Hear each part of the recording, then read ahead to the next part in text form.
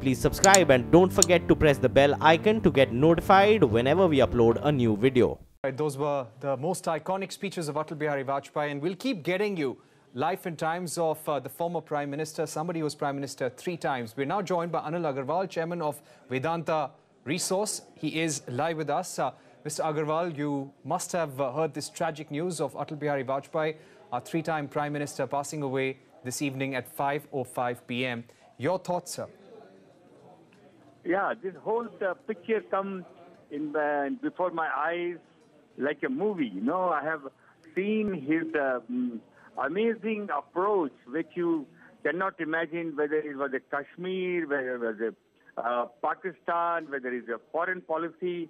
On economic front, if you look at how bravely he started privatizing in his regime, I never knew him, but in his regime, we could get Hindustan Zinc, Balco.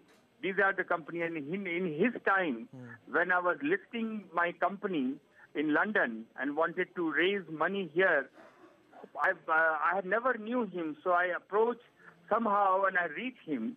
Within 5 minutes, he understood and called Jaswant Singh ji and says, do whatever is required. आप कुछ भी कीजिए. इस लड़के का अगर ये बाहर फॉरेन पैसा रेज कर रहे हैं, इनको मदद कीजिए. Or at that time, people today very scared how he stood by the industrialists, and I could raise till now $33 billion in U.S. market, in London market, and put it into the Indian market. All entire credit goes to him. Entire credit goes to him. He was a visionary, and today is every day somebody is simple but very clear vision. Somebody come to my mind is Atal Bihari Vajpayee, and my homage and my. This is a very sad day. He was suffering, we know, and God give him all the peace, and we wish all his family, the entire India must be mourning today. And I'm with them as part of it, and we really admire the way he pull out his country. So thank you very much for making me saying Agarwal, this. Mr. Agarwal, one quick comment. When we remember Vajpayee's legacy, remember him as a statesman, somebody who was respected globally by the former President Bill Clinton, by even Pervez Musharraf. We spoke to him a short while back, and Pervez Musharraf was extremely emotional. When we remember Vajpayee's legacy, what do you think is something we need to keep in mind? When we do politics, when today's politicians do politics, when they sign deals, and when they run parliament, what is the one thing about Vajpayee they need to keep in mind? They should not think about their party or their politics. They should be above that and look at the country. And if the country need a very strong hand on the for the border issue, foreign policy, to be very clear to give a statement where they stand. For the economic front, if they have to support the economic, they should not think Amir, Garib, Bada Admi, Chota Admi. They have to see how our country economically can progress. To create jobs and Mr. Agarwal, eradicate thank you our very much for poverty. speaking to CNBC TV18. Absolutely. Thank you very much for those kind words, sir. Thank you very much for joining us. A short while ago, we caught up with the former president of Pakistan, Pervez Musharraf. Remember, Pervez Musharraf is someone who's interacted several times with Atal Bihari Vajpayee. He got emotional while talking about Vajpayee's death. Joining us right now is former president of Pakistan, General Pervez Musharraf. General Musharraf, we've just got this sad news that Atal Bihari Vajpayee, the 3-time Prime Minister of India, passed away at 5:05 p.m.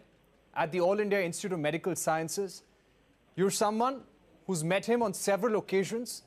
Today, Indo-Pak relations are not very good, but how would you describe the former Prime Minister's efforts towards Jammu and Kashmir, towards a peaceful relationship with Pakistan, sir?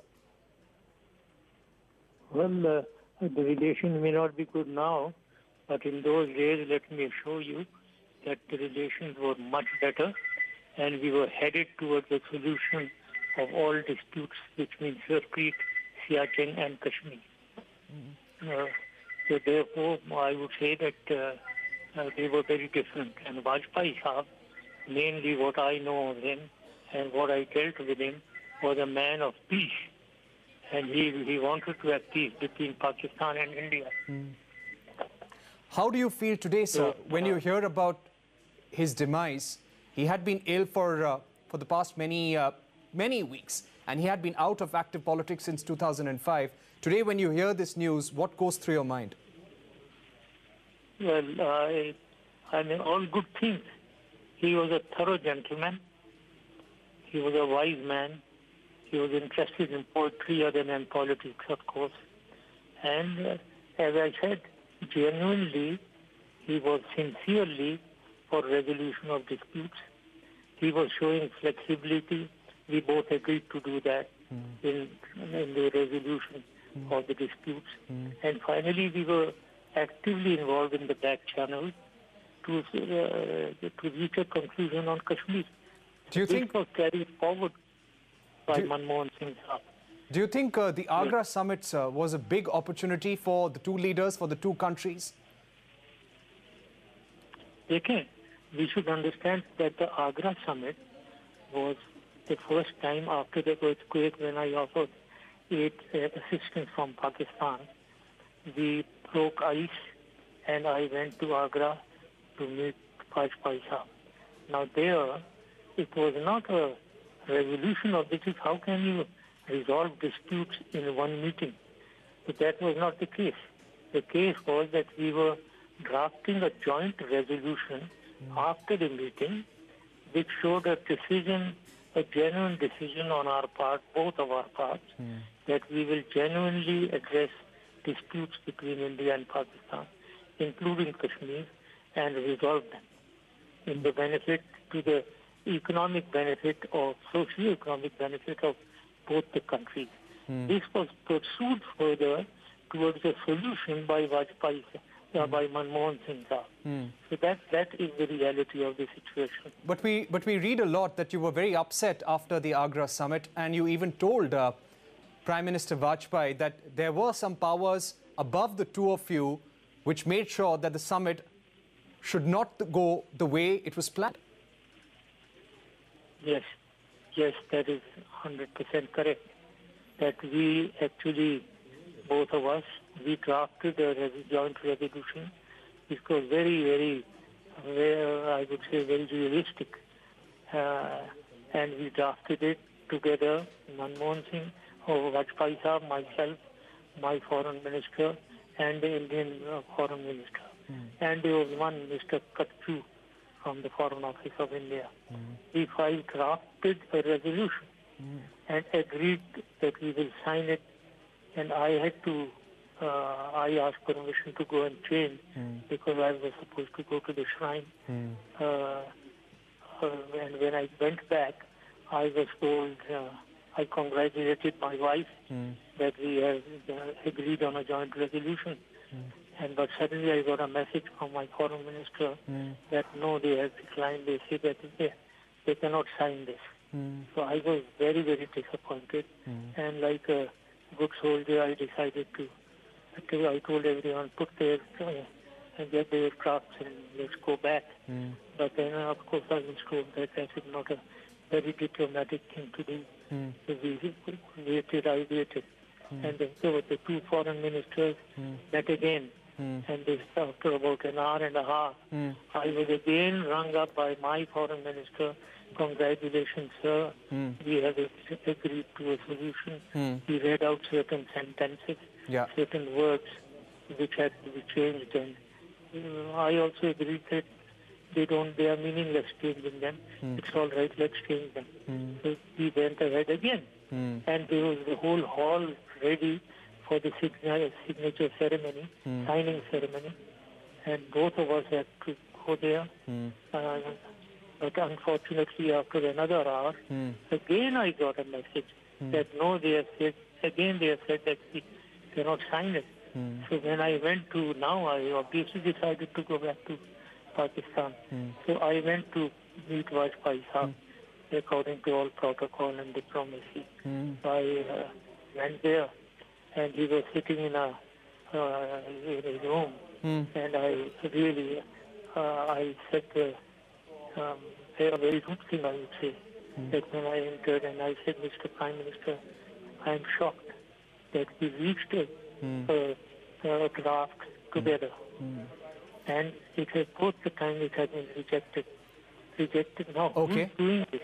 That means there is somebody above us who is taking decisions.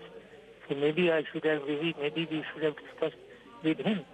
So really, it was very, very disappointing. Okay. What the Prime Minister and I were reaching was... I would like to ask you one more question, sir. Just one more question. In 1999, Mr. Vajpayee had made that historic bus ride to Lahore. A Lahore declaration was signed, but soon after that, we saw the Kargil war.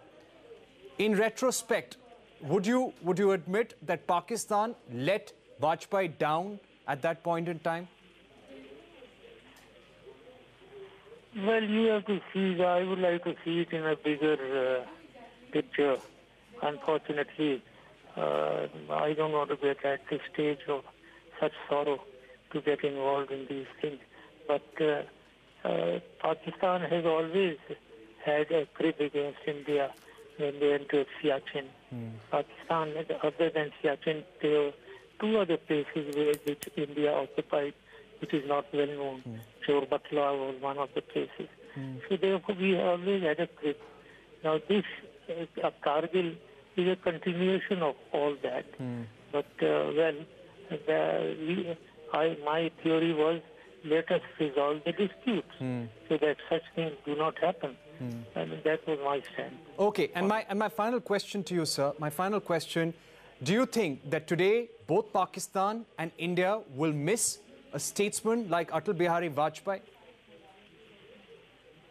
Yes, of course, because in the lives of countries and fleeting opportunities come and go.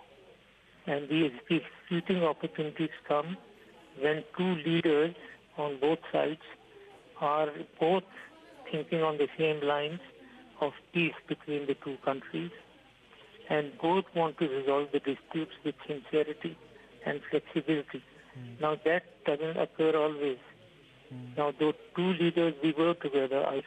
I'm very sure that Vajpayee Saab and I were sincere in our efforts. We were showing flexibility to resolve the dispute. So I knew that we can move forward.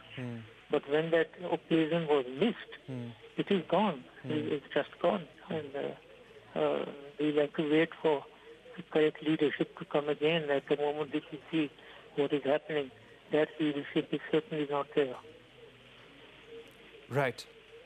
General Musharraf, thank you very much for speaking to CNBC TV18 and remembering your conversations with Atal Bihari Vajpayee. There were some very intense conversations that happened when you were the president and also during the Kargil war.